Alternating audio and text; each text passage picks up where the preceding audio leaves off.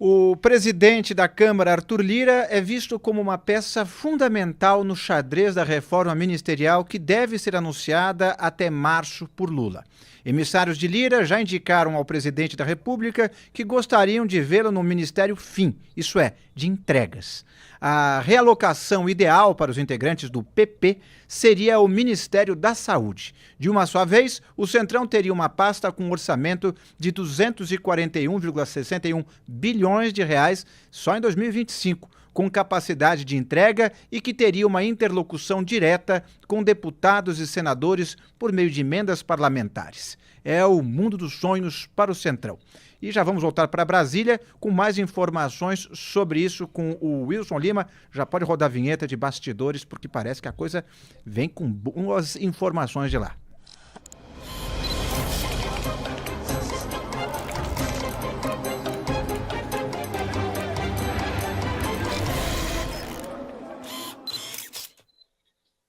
Enquanto seu Pix ainda está taxado, não é, meu amigo? Então, aqui as movimentações estão a pleno vapor. A questão é a seguinte, meu caro Zé Inácio.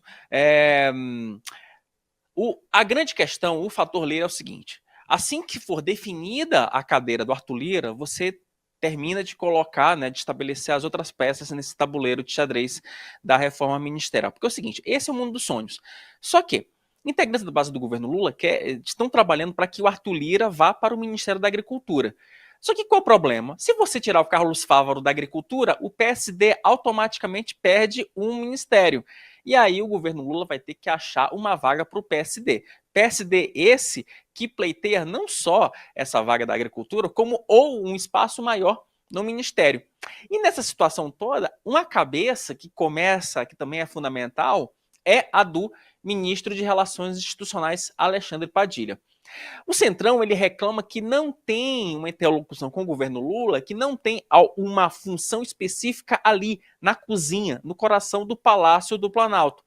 A ideia, nessa movimentação, meu caro Zé Inácio, é você realocar o Lira para o Ministério da Agricultura, você exonerar o Alexandre Padilha do Ministério de Relações Institucionais, entrega essa vaga para o PSD, D de dado, de Gilberto Kassab, e um nome que começa a ser ventilado de fato é o do ministro de Minas e Energia, Alexandre Silveira, e aí você abre uma outra possibilidade de você realocar um nome do PSD.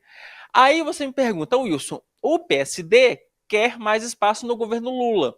Qual seria esse espaço?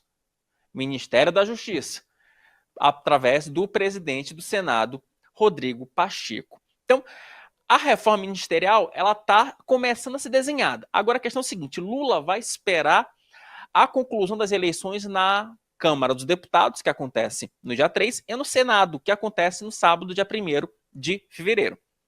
Então, depois dessa movimentação, depois das eleições nas duas casas, e não que Lula imagine que possa ter algum tipo de surpresa, Lula apenas quer confirmar o óbvio, né? Que as cadeiras serão entregues para Davi Alcolumbre, no caso do Senado, e para Hugo Mota, no caso da Câmara dos Deputados.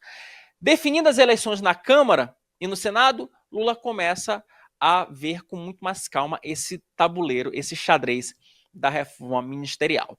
Tem integrantes do Palácio do Planalto que tentaram, né, que falavam até que o Lira poderia ir para uma pasta menor, como portos e aeroportos. Hoje, né, está sob o comando do Republicanos, do Silvio Costa Filho, mas o PP já bateu o pé e disse o seguinte, olha, nós não aceitamos um ministério pequeno, um ministério sem execução orçamentária e principalmente sem emendas como o Portos e Aeroportos.